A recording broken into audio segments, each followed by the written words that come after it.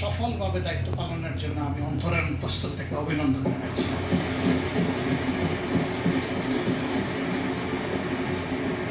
মাননীয় স্পিকার,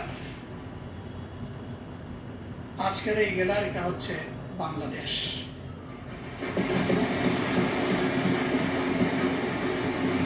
এই গ্যালারির দিকে তাকিয়ে আছে বাংলাদেশ। এই গ্যালারির দিকে শুধু বাংলাদেশে অবস্থানরত বাংলাদেশিরা নয়, সারা বিশ্বে ছড়িয়ে ছিটকে থাকা যত বাংলাদেশি আছে তারা সবাই আজ তাকিয়ে আছে। তারা এটাকে তাদের একটা প্রত্যাশার ঠিকানা হিসাবে দেখতে চায়। দীর্ঘ সময় ধরে চলমান এই অধিবেশন নিশ্চয়ই আমরা সবাই বিপুল প্রত্যাশা নিয়ে এবং দায়িত্ববোধ নিয়ে এখানে আমরা অংশগ্রহণ করেছি। আমি সরকারি দল বিরোধী দল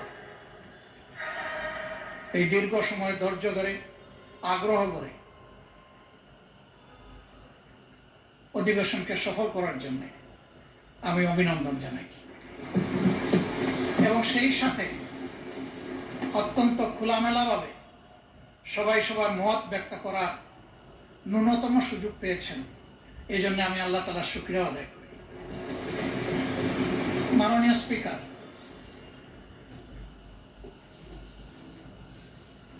আমি গভীর শ্রদ্ধার সাথে স্মরণ করব আমার সম্মানিত কৃষক পিতা, যিনি অতি সাধারণ গ্রামের একজন অতি সাধারণ কৃষক ছিলেন। আমি সোনার চামচ এবং রূপার কাঠি হাতে নিয়ে জন্ম নেইনি। আমি এমন একটি জায়গায় জন্মগ্রহণ করেছিলাম যেখানে আমি অভুক্ত মানুষের সংগ্রাম দেখেছি। আমি দেখেছি দুটা মাস আসলে মানুষের মধ্যে দারুণ হাট, একটা চৈত্র মাস আর একটা কার্তিক মাস। তখন বাংলা মাসের চর্চা হতো, এখন তো আমরা সবাই ইংলিশ হয়ে গেছি এবং এই অধিবেশনে হয়ে আসে দেখলাম যে আমরা উর্দু হয়ে গেছি। অধিবেশনের সুবাদে বিশেষ করে সরকারি দলের বন্ধুদের কাছ থেকে বুঝে না বুঝে উর্দু শুনে কিছুটা হলেও শেখার চেষ্টা করেছি। ধন্যবাদ তাদের। মাননীয় স্পিকার, এই দুইটা সময় মানুষ অগ্রিম তাদের শ্রম বিক্রি করে দিত। পেটের ক্ষুধায় ধান কাটার মৌসুমে একজন মানুষ যদি তখন 12 টাকা বেতনে কাজ করত, তাহলে অগ্রিম হিসাবে 5 টাকা বেতনে পেটের ক্ষুধার কারণে তার শ্রম বিক্রি করে দিত। আলহামদুলিল্লাহ, বাংলাদেশ হাঁটি হাঁটি পা পা করে আজকে সেই অবস্থা থেকে উত্তরণ হয়েছে। তবে এটা ঠিক, আমাদের দেশ পরিচালনার দায়িত্ব যাদের উপর ছিল তারা যদি সততা, দক্ষতা এবং দায়িত্বশীলতার সাথে দেশ পরিচালনা করতেন, তাহলে 54 বৎসর অতীতে ফেলে আসা এই দেশটা আরো বহুদূর এগিয়ে যেত।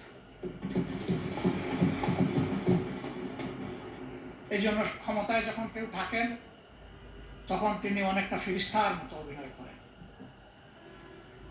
অন্যদের শুধু দোষ দেখেন, দুর্নীতি দেখেন, অতীতের সব দুর্নীতি দেখেন। ওই মনে পড়ে গেল একজন মেহমানের কথা। উনি খাইতে বসেছে, তো উনি হাত দেন না, অনেকক্ষণ বসে আছে। যিনি আতিথেয়তা করবেন তিনি এসে বললেন যে আপনি যে হাত দিচ্ছেন না। বলে কিসে হাত দিব, কয়েকটা ভাত দিয়ে রেখেছো, সাথে আর কিছু লাগবে না? যে আপনি না একটু আগে এখানে এসে বললেন।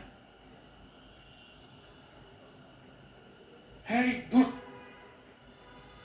আমি এসে জিজ্ঞেস করলাম যে কারে আপনি ধমক দিলেন? না, ওইদিকে একটা পবিত্র ঘরে একটা কুকুর ঢুকতে লাগছিল, এখান থেকে 4000 মাইল দূরে, আমি একটু এখান থেকে তাড়িয়ে দিলাম। বললাম, বাহ, আপনি 4000 মাইল দূরের কুকুর দেখলেন, কিন্তু ভাতের নিচের আপনি রুশটা দেখতে পারলেন না।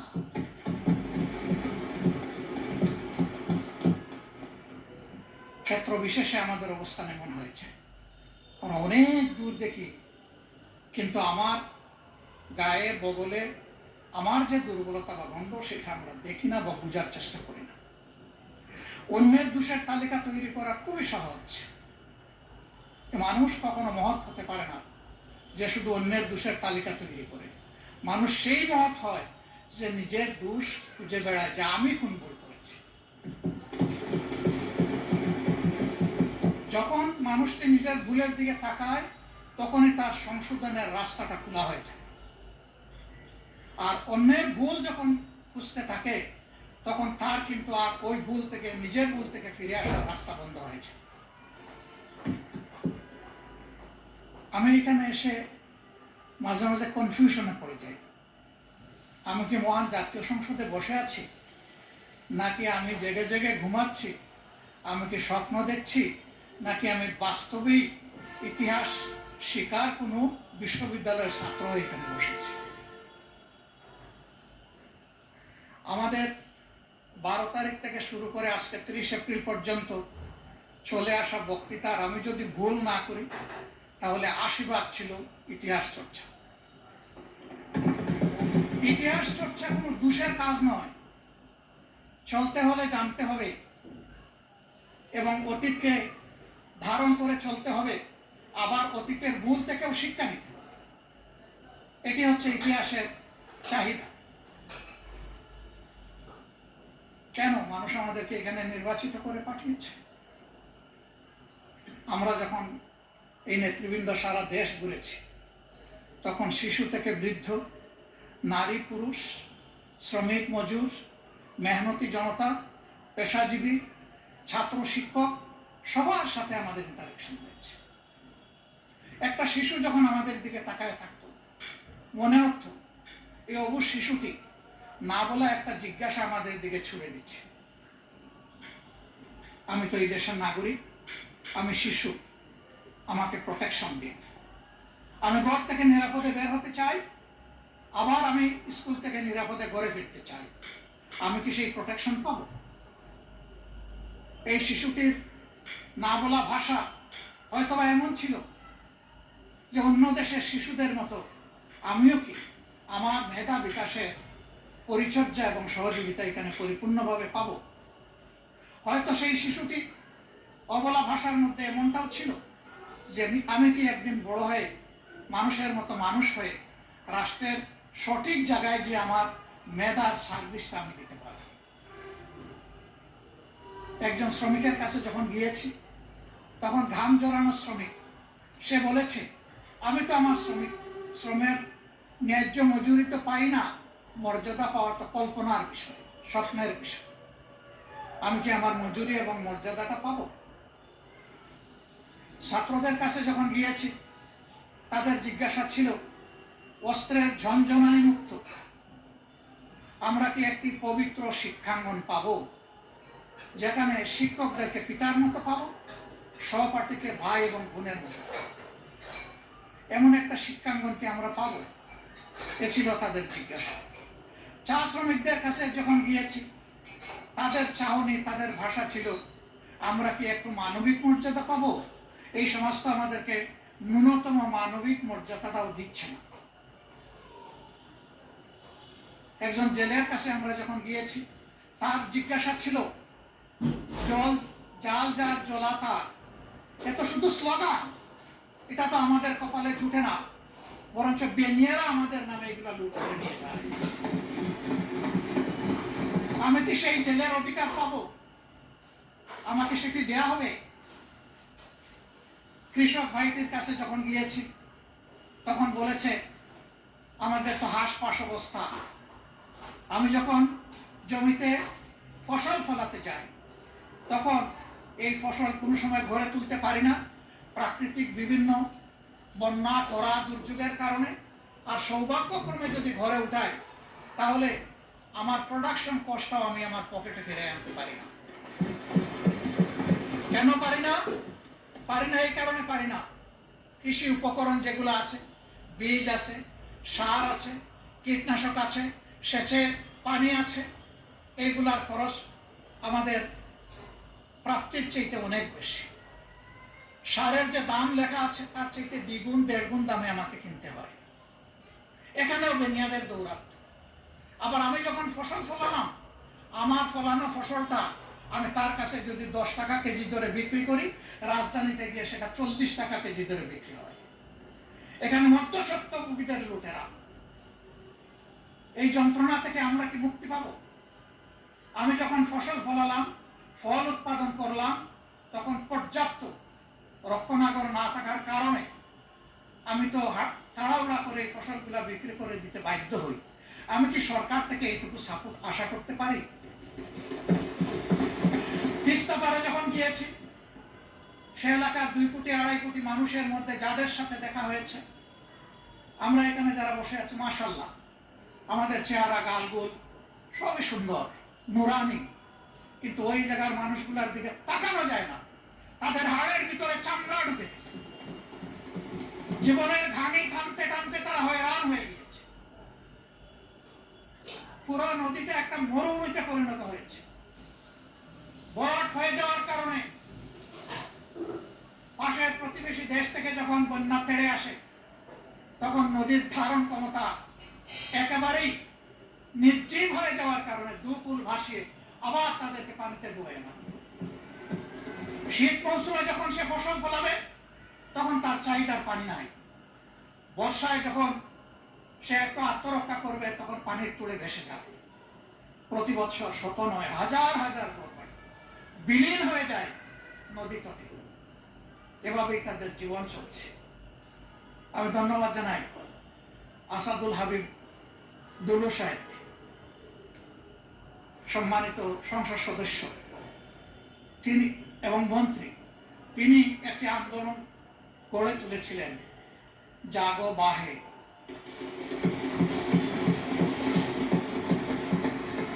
এই জাগা লোকগুলো এখন এই সংসদ, এই প্রধানমন্ত্রী, এই মন্ত্রী পরিষদ, এই সরকার আমাদের সবার দিকে তাকিয়ে আছে। আমাদেরকে তো জাগিয়েছে তো ঠিকই, আমরা কিন্তু আমাদের দাবি এখন বাস্তবায়ন হচ্ছে দেখতে চাই। মাননীয় স্পিকার, তিস্তা মহাপরিকল্পনা বাস্তবায়নের গল্প শুনতে শুনতে মানুষগুলা ক্লান্ত। এখন আর গল্প শুনতে চায় না, এখন তারা পদক্ষেপ দেখতে চায়।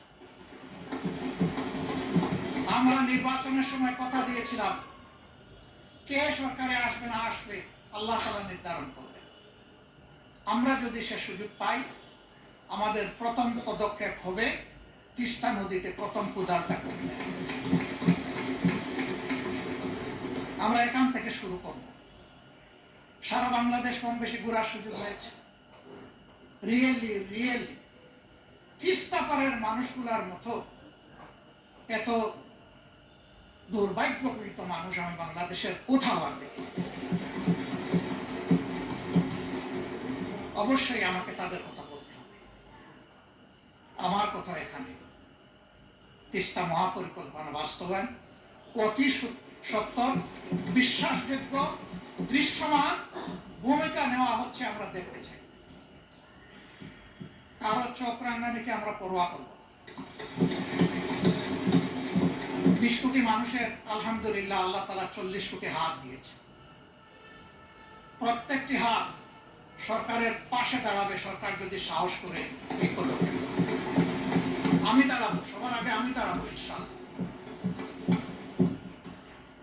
মাননীয় স্পিকার, আমাকে একটা আসনের লোকেরা নির্বাচিত করে এখানে পাঠিয়েছে। মাঝে মাঝে আমি হাঁটি ঘুরি দেখি আর মনে মনে ভাবি, এটাকে রাজধানীর ছিটমহল?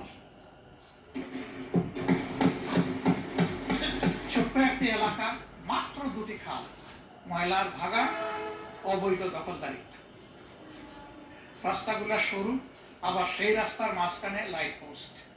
হ্যাঁ, অবশ্যই আমি বলবো 2 মাস 2.5 মাসে সরকারের জন্য সব কিছু একেবারে চোখের পলকে সমাধান করা সম্ভব নয়। শুরু হোক। আমাকে লোকেরা বলে সংসদে আমাদের কথা বলবে, আমি বলি যে বলবো ইনশাআল্লাহ। আমি সেই কথাগুলো এখন বলতে চাই। আবার আমি ফিরে আসবো আমাদের দায়িত্ব কর্তব্যে। কিন্তু আজকে আমি এখানে দাঁড়িয়ে কথা বলার সুযোগ পাচ্ছি ওই এলাকার মানুষ তাদের ভালোবাসা, সমর্থন আর ভোট দিয়ে আমাকে এখানে পাঠিয়েছিল। আমি এই জন্য তাদের প্রতি গভীর কৃতজ্ঞতা জানাই। একেবারে 47কে আমি সম্মান করি, কারণ ওই সীমারেখাটাই বর্তমানে বাংলাদেশের সীমারেখা। বরঞ্চ কিছু কিছু ক্ষেত্রে আমরা আমাদের নদী রক্ষা করতে পারিনি বলে আমাদের কিছু জমি চলে গেছে প্রতিবেশী দেশের পেটের ভিতরে। আমরা বাড়াতে পারি, যা ছিল তাই। ওই 1 খণ্ড জমি আমরা পেয়েছিলাম, এই জন্য 70 সালের নির্বাচন হয়েছিল। 94 ভাগ ভোট যেগুলা কাস্ট হয়েছিল তার মধ্যে 94 ভাগ পেয়েছিল আওয়ামী লীগ। তারা আসলে এত ভোট পেয়ে তারা আসলে নিজেদেরকে ধরে রাখতে পারে নাই। সম্ভবত তারা আবেগে সীমা লঙ্ঘন করে ফেলেছে। এত মানুষের ভোটের প্রতি তারা সম্মান দেখান, যে ভোটের সম্মান পাকিস্তানি সরকার না দেখার কারণে অনিবার্য হয়ে উঠল মুক্তিযুদ্ধ। তারাই সেই ভোটটাকে আবার গলা টিপে হত্যা করবে। তারা বাকশাল কেন? আমাদের অনেক বন্ধু 72-এর সংবিধান সম্পর্কে তাদের হোল হার্টেড রেসপেক্ট তারা পে করেন, আমি পারি নাই। যারা করেন তারা এখন সরকারি ট্রেজারি বেঞ্চে অনেকে বসে আছে। আপনিও পারেন, কারণ 72-এর সংবিধানটাকে পরিবর্তন করে দিয়ে গেছেন মরহুম প্রেসিডেন্ট শহীদ জিয়াউর রহমান। তিনি 72-এর জায়গায় কথা রাখেন নাই। যে জায়গাগুলা তার দৃষ্টিতে সংস্কার মেরামতের দরকার ছিল তিনি করেছেন। তাইলে এখন কেমনে আমরা বলতে পারি যে আমরা 72-এর সংবিধান চাই? আমরা বলতে পারি। আমাদেরকে এমন ভাবে বলা হয় আমরা যেন সংবিধানই মানি না। তো সংবিধান না মানলে এখানে আসলাম কেমনে, বসলাম কেন, এই দেশে বসবাস করি কেন? We are law abiding people. যত সময় পর্যন্ত দেশে বিদ্যমান সংবিধান আছে আমরা তার বিরুদ্ধে আন্দোলন করতে পারি কোন পরিবর্তনের জন্য, কিন্তু বিদ্রোহ করব। একজন নাগরিক হিসাবে এটি আমার দায়িত্ব। আমি আমার দাবি অব্যাহতভাবে জানিয়ে যাব যতক্ষণ পর্যন্ত আমার দাবি বাস্তবায়ন না হয়। তবে হ্যাঁ, আমার দাবিটা যদি যৌক্তিক না হয় তাহলে এটাকে আমি যে কোনো সময় অ্যাবান্ডন ঘোষণা করতে পারি, তাতেও কোনো সমস্যা নেই। মাননীয় স্পিকার, এই ছোট্ট এলাকাটি মাত্র 2টি থানা নিয়ে গঠিত, কাফরুল এবং মিরপুর। মিরপুরের পুরাটা আংশিক। এই জায়গাটির মধ্যে কিছু অবকাঠামোগত সমস্যা আমাদের রয়েছে, সেগুলোর দিকে একটু নজর দেওয়ার জন্য আমি সংশ্লিষ্ট মন্ত্রণালয়ের সম্মানিত মন্ত্রীবর্গকে আহ্বান জানাবো, অনুরোধ জানাবো। ইব্রাহিমপুর বাজার এলাকার যানজট নিরসনে মাস্টার প্ল্যান অনুযায়ী 100 ফুট রাস্তা বাস্তবায়ন এবং উত্তর কাফরুলের 350 মিটার দৈর্ঘ্য সরু রাস্তাটি প্রশস্তকরণ জরুরি। প্রথমটা একটা মাস্টার প্ল্যান আগে থেকে আছে, এখন এটা বাস্তবায়ন হয়। এই এলাকায় প্রায় যানজট লেগে থাকে, অসহনীয় যানজট। সেই জায়গাটার দিকে আমি দৃষ্টি আকর্ষণ করলাম। 4 নম্বর ওয়ার্ডের সরকার বাড়ি মোড় থেকে কৈলাসনগর এবং 13 নম্বর ওয়ার্ডের বড়বাগ থেকে পূর্ব মণিপুর পর্যন্ত অত্যন্ত জরাজীর্ণ রাস্তাগুলোর দ্রুত সংস্কার। বছরের পর বছর ভাঙ্গা চূড়া পড়ে আছে। এখানকার কন্ট্রাক্টর নাকি পালিয়ে গেছে, তো এখন কন্ট্রাক্টর আবার ফিরে এসে যতক্ষণ পর্যন্ত ওই ফেসিস্টটা ধরা না দিবে ততক্ষণ পর্যন্ত কি মানুষগুলোকে এই যন্ত্রণা ভোগ করতে হবে? মাননীয় স্পিকার, এর তো একটা সমাধান হওয়া দরকার। এই জন্য আমি মাননীয় স্থানীয় সরকার মন্ত্রণালয়ের সম্মানিত মন্ত্রীকে আমি অনুরোধ করব তিনি সদয় দৃষ্টি দিবেন। ইব্রাহিমপুর এবং উত্তর কাফরুলের রাস্তার মাঝখানে অবস্থিত বিদ্যুতের খুঁটিগুলো জরুরি ভিত্তিতে সরানো দরকার। এর মাঝে বহু অ্যাক্সিডেন্টও হয়েছে এগুলোকে কেন্দ্র করে। এবং রাস্তা এত সরু, তার মাঝখানে আবার ইলেকট্রিক লাইট পোস্ট, এটা একেবারেই সময়ের দাবি হয়ে দাঁড়িয়েছে। মিরপুর 10 থেকে আগারগা পর্যন্ত জলাবদ্ধতা দূর করতে এখানে বগালে খালের অবৈধ দখল উচ্ছেদ এবং গভীরতা বৃদ্ধি করা একান্ত প্রয়োজন। মণিপুর ও শেওড়াপাড়া এলাকার পুরাতন ও সরু সুয়ারেজ পাইপ পরিবর্তন করে বড় মাপের বা ব্যাসের পাইপ সেখানে স্থাপন করা অতি জরুরি। এখন বর্ষা হলে ওই 52 ইঞ্চি বর্ষার কোনো দরকার পড়ে না, বৃষ্টির দরকার পড়ে না। সামান্য বর্ষা হলেই সেখানে ফ্লাড শুরু হয়েছে। এই জন্য বলছিলাম যে এটা ছিটমহল কিনা আল্লাহ ভালো। মাননীয় স্পিকার বাউনিয়া বাদ এবং একটা শব্দ এখানে আছে, আমি না বলে পারছি না যেহেতু ওই নামে এটা পরিচিত, বগার মাখা। সে কালের পর নির্মিত নিচু কালভার্টগুলো পানির স্বাভাবিক প্রবাহে বাধা দিচ্ছে, এগুলো পুনর্নির্মাণ একান্ত প্রয়োজন। কতগুলো এলাকা পানির জন্য এখন হাহাকার। গ্রামাঞ্চলে সুপেয় পানি পায় না, সেখানে হয়তো আর্সেনিক যুক্ত পানি, কিন্তু পানি পায়।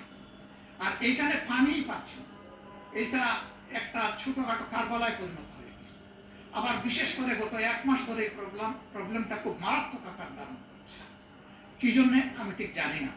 এই বিষয়ে ওয়াসার এমডির সাথে কথা হয়েছে, সংশ্লিষ্টতার কথা হয়েছে, কিন্তু এখন পর্যন্ত তার কোনো সমাধান হয়নি। আমি লোকদের কাছে যাই, বলে কিচ্ছু দরকার নাই, আমাদেরকে বাঁচার জন্য 1 ফুটা পানি দেন। মাননীয় স্পিকার, আমি অত্যন্ত বিনয়ের সাথে অনুরোধ করব যে এই যে এলাকাগুলোয় পানির জন্য লোকেরা হাহাকার করছে, আমি এই নামগুলো অনেক দীর্ঘ, আমি এখানে পড়ে আপনার সময় নষ্ট করছি না, এগুলা সবাই জানে। আমি শুধু অনুরোধ করব যে এই পরিত্যক্ত এলাকাটাকে একটু শনাক্ত করে যেন তার প্রতি সঠিক মনোযোগ দেওয়া হয়। আইন শৃঙ্খলা এবং সামাজিক সুরক্ষার ক্ষেত্রে সব জায়গায় যেতে হবে, এখানেও সেই একই মদ, মাদকতা, কিশোরী, এর সাথে সারা দেশের মতো এখানে সীমাহীন, বলগাহীন, লাগামহীন চাঁদাবাজ। ফুটপাত দখল করে চাঁদা নিয়ে লোকদেরকে রাস্তার মধ্যে বসাই দেওয়া হয়েছে। এর বাইরেও যারা নিজ নিজ ব্যবসা প্রতিষ্ঠানে ব্যবসা করে তাদেরকেও চাঁদা দিয়ে ব্যবসা। 5 আগস্টের পর আমরা কি এমন একটা বাংলাদেশ চেয়েছি মাননীয় স্পিকার? কে চাঁদাবাজ?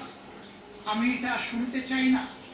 চাঁদাবাজ আমি হলেও আমারও হাতে হ্যান্ডকাপ করানো। চাঁদাবাজ কোনো দলের হতে পারে না, এরা দলের নাম বাংলানো বর্ণচূড়া। এদেরকে শনাক্ত করে এই সংসদ থেকে আমরা শপথ নেই যে এই চাঁদাবাজদেরকে যে কোনো মূল্যে বাংলাদেশ থেকে নির্মূল করবো।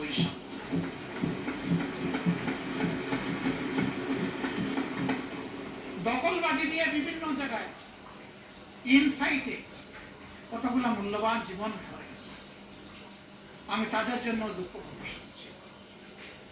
কেন? তারা তো এদেশেরই সন্তান, এইভাবেই মরতে হবে। হালাল রুজির পথ 99 মানুষের জন্য থাকলে এই 1% মানুষের হাতে কেন 99 মানুষ জিম্মি হবে? এদের যন্ত্রণা থেকে দেশটাকে মুক্ত করতে হবে মাননীয় স্পিকার। আইন শৃঙ্খলা পরিস্থিতির অবনতি উন্নতি আমি এগুলো বুঝি না।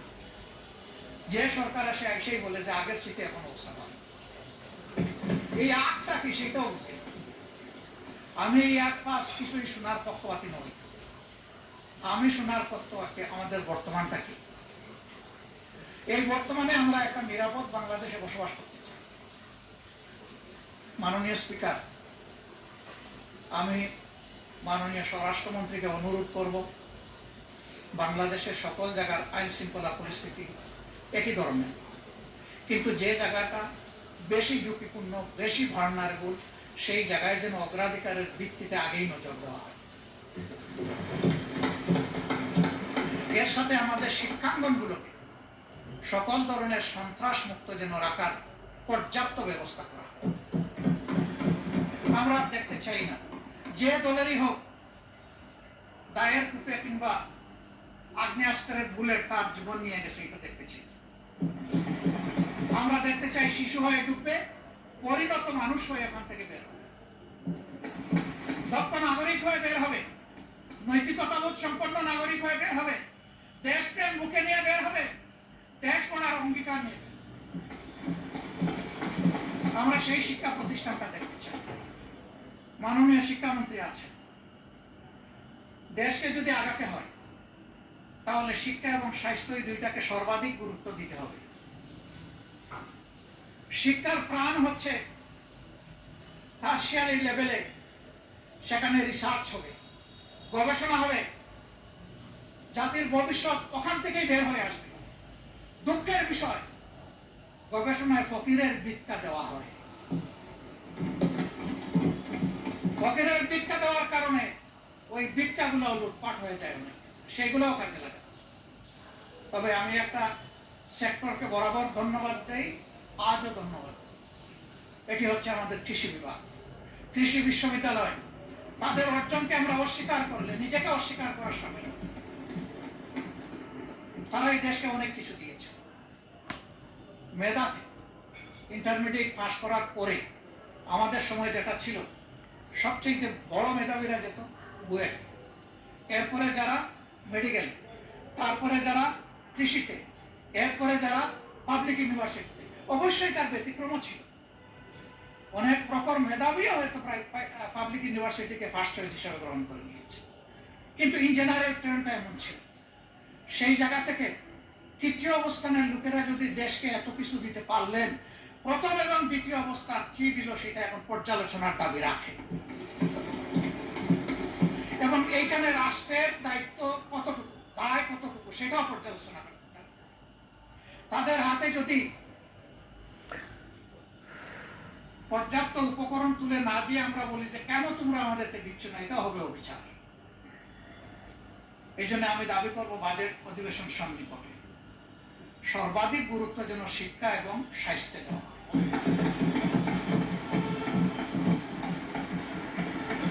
যদি একটা সুস্থ সবল জাতি গঠন করতে হয়, অবশ্যই একটি সুস্থ স্বাস্থ্য ব্যবস্থা আমাদেরকে গড়ে তুলতে হবে। কিন্তু এখানে সবাই স্বাস্থ্য ব্যবস্থার ব্যাপারে হাহাকার করেছে, সবচেয়ে বেশি হাহাকার করেছেন স্বাস্থ্য সেবার বিষয়টা। অনেকে বলেছেন স্বাস্থ্য সেবা নিজেই রোগী, আমাদেরকে সারিয়ে তুলবে কিভাবে। সঠিক, 1000 শয্যা বিশিষ্ট হাসপাতালে রোগী ভর্তি থাকে 3700। How could be possible? আবার এখন অন্য সমস্যাও দেখছি। এই ফ্যাসিস্ট আমলে যোগ্য দক্ষ ডাক্তারদেরকে বহু দূরে বদলি করা হয়েছে, যেখানে তাদের মেধারও কোনো মূল্যায়ন করা হয় এবং সেখানে এটাকে কাজে লাগানোরও কোনো সুযোগ ছিল। আবার অনেকে ওএসডি করা হয়েছে। আমাদের সম্মানিত মন্ত্রী, তার ছোট ভাই, সে একজন ডাক্তার, আমাকে একদিন আক্ষেপেশ্বরে বলেছিল, শফিক ভাই, আগামীতে যদি আমাদের সরকার গঠিত হয়, একটা গাল দিয়ে বলেছিল, গাল অবশ্য সভ্য অসভ্য, যে আমাদেরকে অমুক জায়গায় তমুক জায়গায় দিয়েছে, ওদেরকে আমরা বাংলাদেশের সীমানার ভিতরে না রেখে ওদেরকে আমরা ট্রান্সফার করবো তালপট্টিতে। আমি বলেছিলাম, হোয়াটস ডিফারেন্স? তুমি আর আমি যদি এইটাও করি তাই তো একই কাজ করবো। মাননীয় স্পিকার, কিছু কিছু কাজ দুঃখজনক ভাবে এখন এরকমই শুরু হয়ে গেছে। ফ্যাসিস্ট আমলে যারা বঞ্চিত ছিল, নিগৃহীত ছিল, ওএসডি ছিল, খালে বিলে তালপট্টিতে যাদের পোস্টিং ছিল, এখন আবার তাদের পরিষেবা চলে এসেছে। কেন?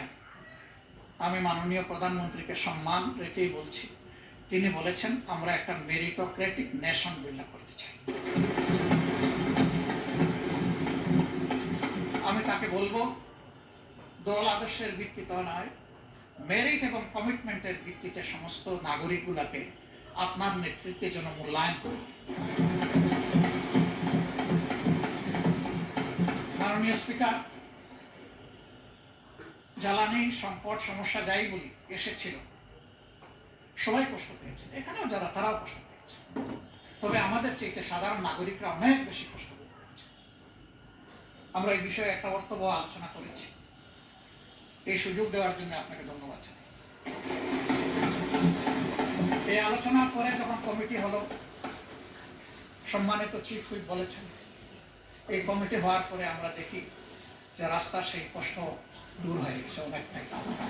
কেন? মাননীয় স্পিকার, দেশবাসী বিশ্বাস করতে শুরু করেছে যে একই বিষয়কে সরকারি দল এবং বিরোধী দল সিরিয়াসলি নিয়েছে, তারা এটা অ্যাড্রেস করবে, আমাদের সমস্যার সমাধান হবে। এই আস্থার জায়গাটা ফিরে আসার কারণ সমাধানের পথ খুলে গেছে। আমরা দোয়া করি যে এই যুদ্ধ এখনো অব্যাহত রয়েছে, তার পরিসমাপ্তি হবে। এই যুদ্ধ গোটা বিশ্বকে নাড়িয়ে দিয়েছে। আমরা আগেই বলেছি, এই সংকট এই সরকারের তৈরি নয়, এটা global issue, global problem, crisis. আমরা এই জায়গায় দেখতে পাচ্ছি যে আমাদের পররাষ্ট্রনীতিতে আমরা অতীতের যে নিয়ম ছিল, শহীদ প্রেসিডেন্ট জিয়াউর রহমান কারো মুখের দিকে তাকাইয়া তার পররাষ্ট্রনীতি পরিচালনা করেন না। তিনি দেশবাসীর মুখের দিকে তাকিয়ে করেছিলেন। এখন এই জায়গা থেকে আমরা কেন সেই আওয়াজটা একইভাবে দিতে পারলাম না? আমাদের একটি বন্ধু রাষ্ট্র কেন আক্ষেপ করে বলে যে আমাদের চরম কষ্টের সময়ে আমরা বাংলাদেশকে পাশে পেলাম না? কেন এই কথা বলি? Will be in a justified Rana, আমাদের রেস হবে জাস্টিফিকেশনের। যেই মজলুম হবে সে আমার প্রতিবেশী কিংবা দূরবর্তী যেই হোক, তার প্রতি আমাদের সমর্থন থাকবে। আর যেই জুলুম করবে তার জুলুমেরও আমরা প্রতিবাদ করবো আমাদের ভাষায়, আমরা যে ভাষাটা বুঝি, কারো শেখানো দেওয়া ভাষায়। নির্বাচনী ইশতেহারে আমরা যেমন বলেছি, বিএনপিও তেমন বলেছি যে আমাদের পররাষ্ট্রনীতি হবে স্বাধীন পররাষ্ট্র, সবার আগে বাংলাদেশ। আমরা সেই জায়গাটা দেখতে চাই। আমরা কাউকে বরাবর বলে এসেছি আমাদের সীমাহীন বন্ধুর প্রয়োজন আছে, কিন্তু একজন প্রভুর দরকার নাই আমাদের। আমরা সেই জায়গাটাই দেখতে চাই। মর্যাদার সাথে মাথা উঁচু করে সমতা, ন্যায্যতা এবং মিউচুয়াল রেসপেক্টের ভিত্তিতে পরিচালিত হবে আমাদের পররাষ্ট্রনীতি। এই জায়গাটা নিশ্চিত করুক সরকার। আমরা এটাই সরকারের কাছে প্রত্যাশা করি।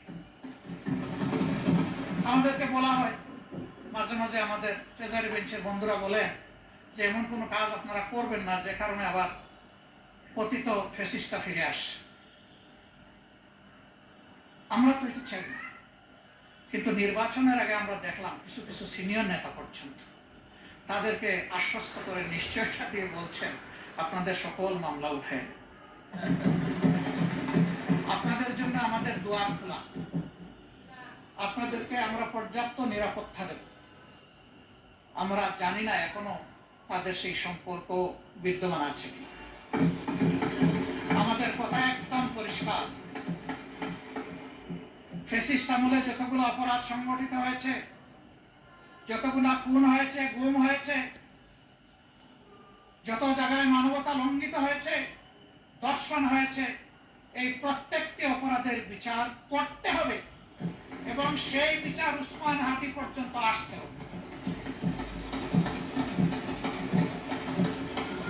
মাননীয় স্পিকার, কিন্তু বিচারের দিকে তাকিয়ে আমরা কিছুই বুঝতে পারছি না। বিচারের অঙ্গনে কি সবুজ পতাকা উঠছে না লাল পতাকা উঠছে না কালো পতাকা উঠছে, বুঝতে পারছি না। আমরা একটু সবুজ পতাকা দেখতে চাই। ওখান থেকে বলা হবে জাতিকে আমরা হতাশ করব না, জাতির প্রত্যাশার আলোকে মজলুমের পাওনা তার কাছে পৌঁছে দেব। না হলে শহীদরা, শহীদদের আত্মা, তাদের আপনজন, গুমের শিকার লোকগুলো তাদের আপনজন, দর্শনের শিকার হয়ে যে মা কেঁদেছে, যার চোখের পানিতে হয়তো একটা নালা নদী তৈরি হয়ে গেছে, তাদের আত্মা আমাদেরকে অভিশাপ দেবে। এই অভিশাপের ভার এই পার্লামেন্টের বহন করা ঠিক হবে না। মাননীয় বিরোধী দলের নেতা, আর কতক্ষণ সময় লাগবে? আপনি যতক্ষণ দিবেন। না, আপনারা কতক্ষণ? আপনি সারা রাত দিলে আমি রাজি আছি, 2.5 ঘন্টা দিলে রাজি আছি, 4 ঘন্টা দিলেও রাজি আছি। এটা আমার পাওনা। আপনি বলবেন সবাই পেয়েছে আধা ঘন্টা 20 মিনিট, আপনি একটা যৌক্তিক সময় নিন। আমি একটা যুক্তি দিয়ে যৌক্তিক সময় নিচ্ছি। যখন কার্য উপদেষ্টা কমিটির বৈঠকে 42 ঘন্টা সময় নির্ধারণ করা হয়েছিল এটার জন্য, তখন আমি বলেছিলাম যে এটা 50 ঘন্টা করে। এইটা নিয়ে আমাকে 2বার কথা দিয়েছেন সম্মানিত একজন সংসদ সদস্য এবং তার সূত্র ধরে আরো কয়েকজন। পুরাটাই যখন খাইলাম মাননীয় স্পিকার, তখন পুরা সময়টাকে আমার পাওনা নয়, কথা চান। সেই দিক থেকে আপনি বিবেচনা করেছেন, আপনাকে ধন্যবাদ মাননীয় স্পিকার। তা আমি এত চাইবো না, 4 ঘন্টাও চাইবো না, কমপক্ষে 2.5 ঘন্টাও চাইবো না। আমি শেষ করে দিচ্ছি, আমি সেই দিকে আগাচ্ছি। আমার বক্তব্যে যদি কোনো ধৈর্যচ্যুতি ঘটে আমি মাপ চেয়ে নিচ্ছি। মাননীয় স্পিকার, এই বাংলাদেশটাকে আমরা সবাই বলি যে আসলে ঐক্যবদ্ধভাবে এগিয়েছে। তো ঐক্যবদ্ধভাবে এগিয়ে যেতে হলে আসলে কোথায় আমাদের সবার পরিবর্তন হতে হবে। পরিবর্তন বক্তব্যে নয়, পরিবর্তন আনতে হবে মানুষ। সেটা কি? সেটা আর কিছু নয়, let us agree to disagree. আমার ওপিনিয়ন আমি দেব, আপনার ওপিনিয়ন আপনি দেবেন, আমারটা আপনি শ্রদ্ধা করে শুনবেন, আপনারটা আমি শ্রদ্ধা করে শুনবো। এরপরে যা যৌক্তিক তা নিয়ে আমরা সামনে এগিয়ে যাব। আমরা যদি এতই ঠিকটা বিরোধী দল হতাম, তাহলে মাননীয় প্রধানমন্ত্রী এই প্রস্তাবে আমরা সাড়া দিতাম না। আমরা তো বিরোধী দলকে ভালোবাসি না, আমরা তো এখানে বিরোধী দলকে প্রতিনিধিত্ব করতে আসি নাই। আমরা এখানে এসেছি 20 কোটি মানুষের জন্য। আমরা প্রথম দিনই বলেছি সকল ভালো কাজের সহযোগিতা, আর যখনই ভুল দেখব তখনই আমরা কিন্তু প্রতিবাদ করবো, আমরা চুপ করে বসে থাকবো। মাঝে মাঝে এখান থেকে আমাদেরকে বলা হয় এইভাবে চলবেন, ওইভাবে চলবেন, না চললে এই হবে। আসলে কি হবে সেটা দেখতে দেখতেই তো বাংলাদেশের আজকে এই জায়গায় এসে দাঁড়িয়েছে। এটা মজলুমের মিলন মেলা, আমরা সবাই দেখে দেখে এখানে এসেছি। আর কপালে যদি ওই দেখা থাকে আরেকবার দেখবো, অসুবিধা কি? জনগণের জন্য কাজ করতে গিয়ে একবার কেন শতবার দেখবো, তাতে অসুবিধা কি? এটাও কোনো অসুবিধা নেই। হ্যাঁ, আমি সর্বশেষ উদাহরণ দেব। যখন কেউ ক্ষমতায় থাকে তখন ওই রকম কথাবার্তা সুন্দর করে বলে, বলার আওয়াজ বেড়ে যায়, চেহারার ভাবমূর্তি অন্যরকম হয়েছে। এই যে আমাদের জুলাই যোদ্ধারা যারা নেতৃত্ব দিচ্ছিল, আমাদের তরুণ যুব সমাজ, তাদেরকে হয়তো ডিবিটে নিয়ে অনেক কিছু করা হয়েছে কাণ্ডকার। তাদের সেই দিনের করুণ আহাজারি আর্তনাদ জাতি দেখেছে, বিশ্ব দেখেছে। কিন্তু তাই দিয়ে কি আন্দোলন দমানো গেছে? তাই বলে কি এদেরকে দমানো গেছে? এটা হয় না। চাবুক পিঠে দিতে পারবেন, চাবুক আপনি হৃদয়ের উপরে দিতে পারবেন। কাজে আমাদের ভাষা সম্পর্কে শ্রদ্ধা করে, পরস্পর সম্মান করে, ইনশাআল্লাহ নতুন বাংলাদেশ দেখলে এখানে মাঝে মধ্যে আমি ধারণা করি যে কিছু শিক্ষা প্রতিষ্ঠানের এরা এসে এখানে বসেন, তারা অবজার্ভ করেন। উই ডু স্যালিউট এই উদ্যোগ নেওয়ার জন্য। ওরা যেন এখানে এসে আমাদের দ্বারা অনুপ্রাণিত হয়। ইয়েস, আমরা আমাদের এনসিস্টরদের সত্যিকারের এনসিস্টর হিসাবে পেয়েছি। আমরা গর্বিত সাকসেসর হতে চাই তাদের। আমাদের সব কিছু দেখে যেন তাদের মধ্যে সেই উদ্দীপনাটা আসে। ইতিহাসের বিশাল কুপাকুপির পরে কোনো কোনো সম্মানিত সদস্য একেবারে শেষে এসে বলেন যে এগুলা বাদ দিয়ে আসেন, আমরা ঐক্যবদ্ধভাবে এগিয়ে যাই। তা আগে দাগ উড়ালগুলা ফেলে দেন, ওই কুপাকুপিগুলো আমরা বাদ দিই, সেটা আমি দেই আর ওখান থেকেই দেওয়া হবে। ওগুলা ফেলে দিয়ে যখন ঐক্যের ডাক দেওয়া হবে, সেই ডাকটা তখন হবে কার্যকর ডাক। মাননীয় স্পিকার, আমি বুঝতে পারছি আমার সময় সংকেত বেজে উঠেছে, আমি আর বেশি সময় নেব না। আমি 1 মিনিট কথা বলে বিদায় দিচ্ছি। এটা